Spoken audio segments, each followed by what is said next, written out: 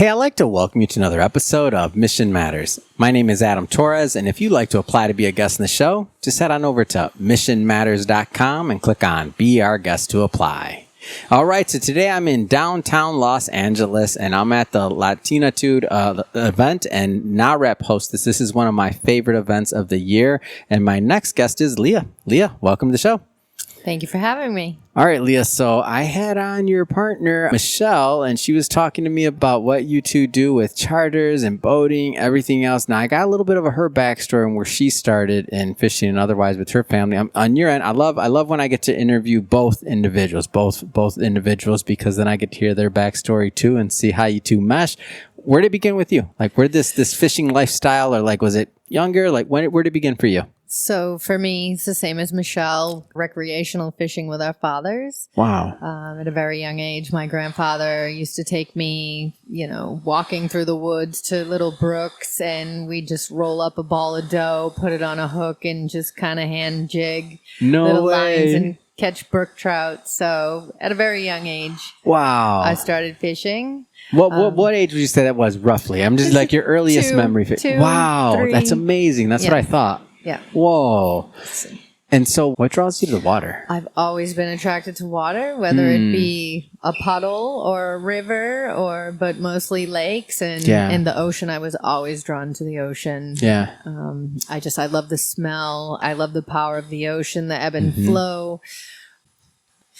I just, I have a house on the ocean, the sunsets, the sunrises, we're out there for days at a time when we go fishing. Yeah. So we kind of prefer it over land a lot of times. Yeah, that's what Michelle says. She says, yeah, well, it's, it's nice. It's peaceful, right? It is very peaceful. Yeah. So right now we're fishing charters and commercial fishing. So we have restricted fish days. The federal government restricts us. But we're allotted 4 days a week to fish right now. We'll leave a day early so we can find our bait and, find which spot we want to anchor at and make sure nobody's on our numbers. Yeah. Then we anchor up and, put our lines in the water at midnight.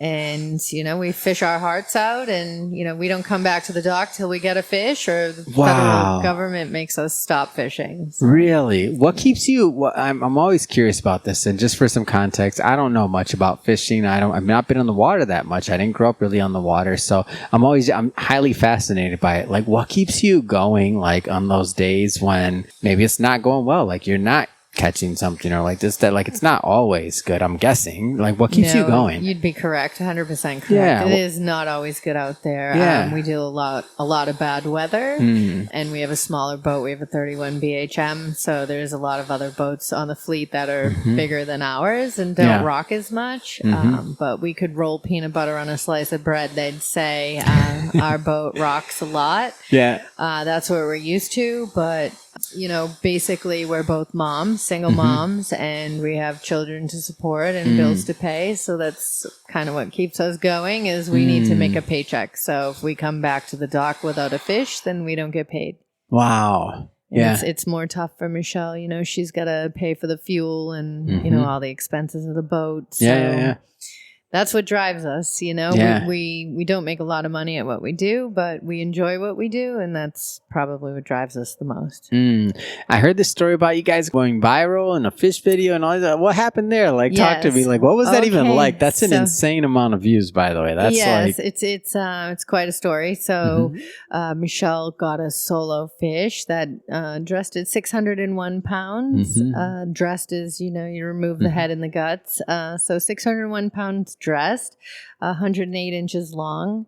And so she big. Was solo when she caught that. That's insane. So that video went viral. The week before, her and I had went fishing. We got a fish that was 1 inch longer. So it was 109 inches and it dressed at 643 pounds. So approximately 50 pounds heavier. But, her and I had caught it together. So it wasn't as exciting as the solo catch. So the solo catch video, it's gone viral. And if you watch it, it's pretty exciting to see. Michelle is smaller. She's on the smaller side.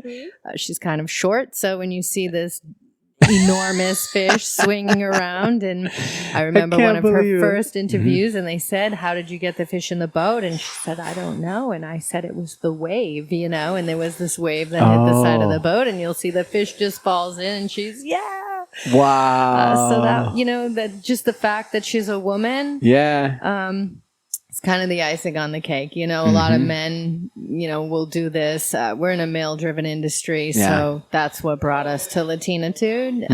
Is just a lot of empowering women that we met here today. So it's an honor to be invited to speak here. Yeah. What was that? All these inspiring and what women. was the energy like for those that are at home that have never been to a Latinitude event? Now that you've been, you breathe the air of all this positivity. Like what was it for you, the experience? It was incredible, actually. Very inspiring to listen to all these women's stories. You know, and it's difficult sometimes, you know, to come into another country and, you know, deal with the politics or, you know, everything that Latina women have to deal with, their struggles. And, you know, we have a lot of the similar struggles. So it was just interesting to hear it from a different point of view. But at the end of the day, here we're all women. And that's kind of what we have in common.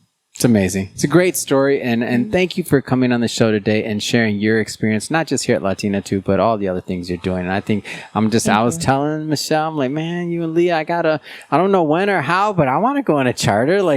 Come see us. Yeah. And speaking of that, how do people, so people at home that are watching this, how do they follow up about the charter things? How do they connect with you on social media? Otherwise, we're on social media. FVNoLimits.com is the website. You can find me on Instagram. I'm Leah from NH, Leah from New Hampshire, Leah Pinaud on Facebook, FVNoLimits.com. We have the website. You can book online, check our schedule. But for sure, come over to New Hampshire and check us out. We're out of Hampton, New Hampshire.